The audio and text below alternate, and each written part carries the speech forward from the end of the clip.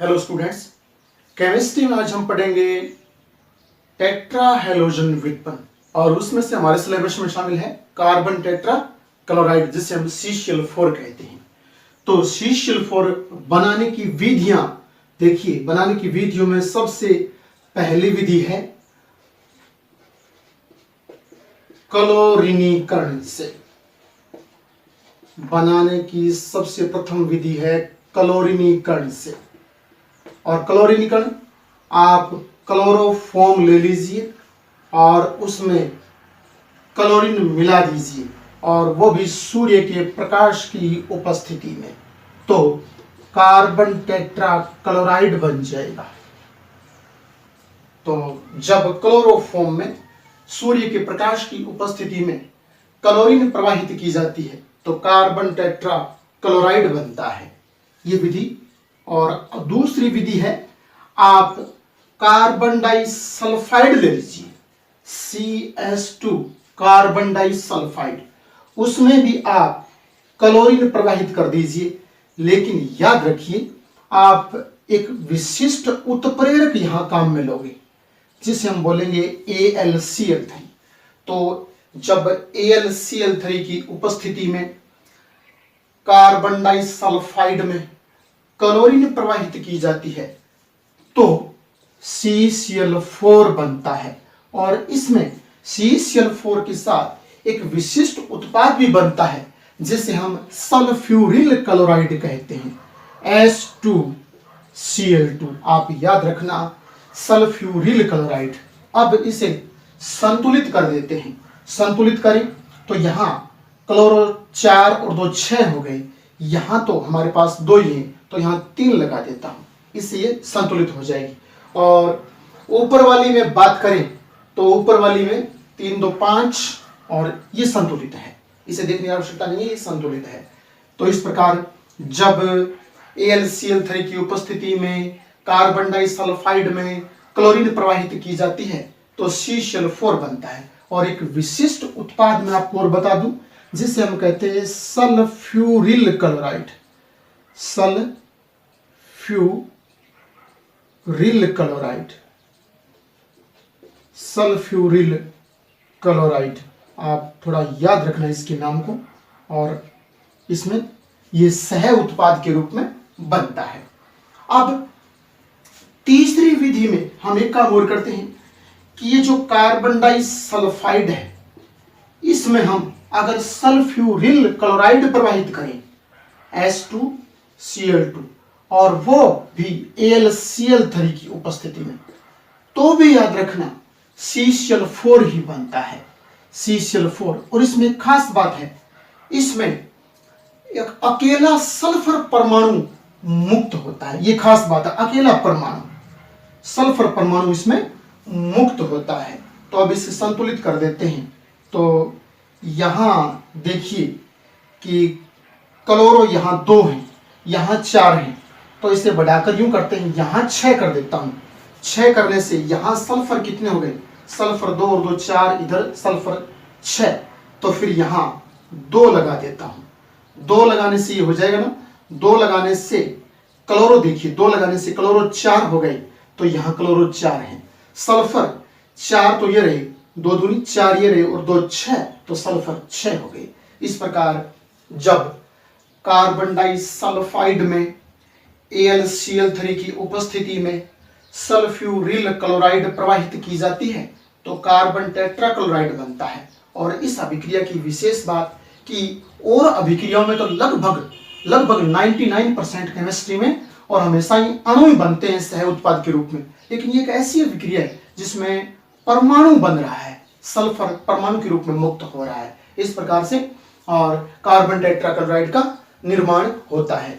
अब हम बात करते हैं CCl4 के जो भौतिक गुण हैं उनकी बात कर लेते हैं। तो CCl4 के भौतिक गुण याद रखना।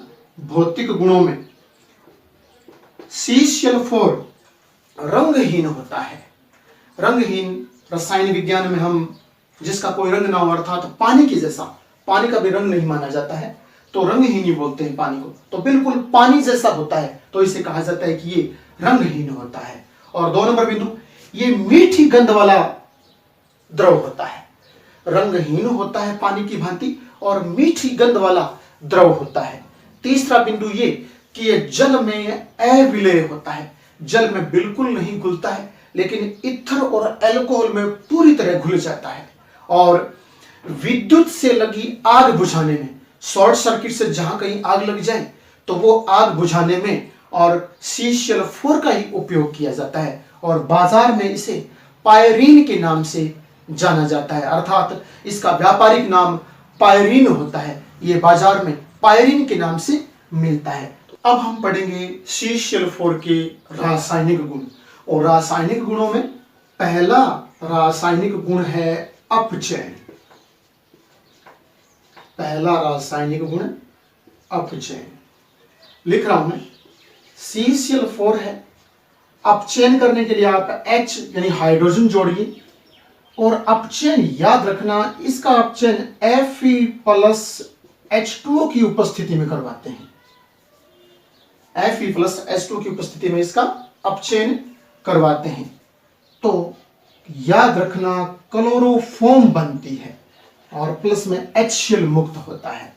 तो जब CCl4 का अपचयन Fe+H2O की उपस्थिति में करवाया जाता है तो क्लोरोफॉर्म बनती है। इतनी सी बात आपको याद रखनी है। अब इसे संतुलित कर देते हैं। संतुलित करें तो यहां Cl4 है, यहां Cl3 और एक 4 है, यहां H केवल एक है, यहां H 2 है, तो यहां 2H, तो यहां 1H, तो 2 लगा देता हूं तो संतुलित हो गया। कार्बन दोनों तरफ एक एक है ही। अब अगला रासायनिक गुण याद रखना इंपॉर्टेंट है, राइमर टीमान अभिक्रिया। राइमर टीमान अभिक्रिया, राइमर टीमान अभिक्रिया इंपॉर्टेंट है। पहले मैं लिख रहा हूं कैसे। आप CCl4 लीजिए और उसमें आप फिनॉल मिला दीजिए, फिनॉल। उसके बाद में आप इसमें एल्कोहलिक KOH मिला दीजिए। कार्बन टेट्राक्लोराइड एक पात्र में लीजिएगा, उसमें ऊपर से फिनॉल मिलाइए और फिर एल्कोहलिक KOH उसमें डाल दीजिए बूंद बूंद करके, और बिना किसी अभिकर्मक की या उत्प्रेरक की उपस्थिति की अभिक्रिया संपन्न हो जाएगी।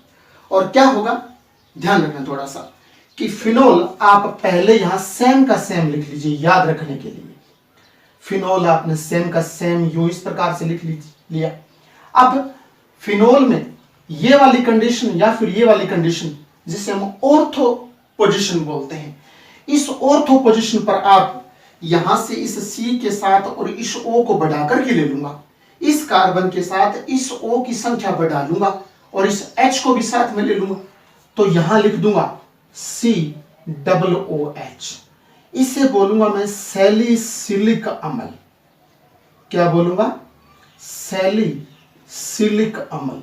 और ये एक औषधीय पदार्थ है जो कि औषधियां बनाने के लिए, मेडिसिन बनाने के लिए प्रयुक्त किया जाता है, सैलिसिलिक अम्ल। याद रखना क्लोरोफॉर्म में तो आपने यहां CHO एल्डिहाइड समूह जोड़ा था और यहां कार्बन टेट्राक्लोराइड में आप COOH जोड़ोगे तो वहां एल्डिहाइड समूह जोड़ने से तो ये बन गया था सैलिसिल एल्डिहाइड, लेकिन यहां COOH समूह जोड़ने से ये बन गया सैलिसिलिक अम्ल। और क्या बनेगा यहां देख लीजिए आप, यहां क्षार धातु पोटेशियम, यहां हैलोजन, तो एक केशियल बन जाएगा। याद रखने का तरीका, केशियल बन जाएगा। और जब आप किसी अभिकर्मक में क्षार डालते हो, प्रथम वर्ग का जो प्रबल क्षार है वो डालते हो, तो वाष्प मुक्त होती है, H2 के रूप में हम लिख देंगे। अब इसे थोड़ा सा संतुलित कर देते हैं। संतुलित करने तो देखिए यहां Cl4 है, लेकिन यहां तो Cl एक ही है, तो फिर यहां 4 लगा देते हैं। 4 Cl पूरे हुए तो यहां भी 4 Cl पूरे हुए, लेकिन यहां पोटेशियम 4 हो गए तो फिर यहां भी 4 लगा देते हैं, तो पोटेशियम 4 हो गए। पोटेशियम 4 हो गए, लेकिन अब हम ऑक्सीजन परमाणु देख लेते हैं। यहां ऑक्सीजन एक तो ये रहा और 4 ये ऑक्सीजन रहे, 4 और 1 5 ऑक्सीजन। तो यहां कितने हैं, यहां 2 तो ये रहे, एक ये रहा, 3 और उसके बाद में एक ये रहा, कितने 4।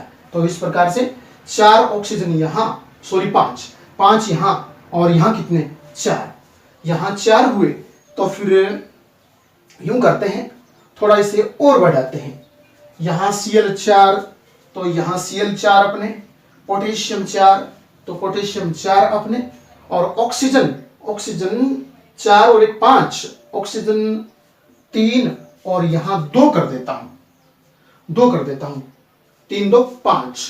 तो ऑक्सीजन संतुलित हो गए, हाइड्रोजन भी संतुलित हो गए, ठीक है ना, हाइड्रोजन भी यहाँ संतुलित है, कोई देखने वाली बात नहीं है। इस प्रकार से रायमर्टिमान अभिक्रिया, जब CCl4 में फिनोल और अल्कोहलिक केवच प्रवाहित किया जाता है तो औषधीय पदार्थ सैलिसिलिक अम्ल बनता है। यह बात आपको याद रखनी है।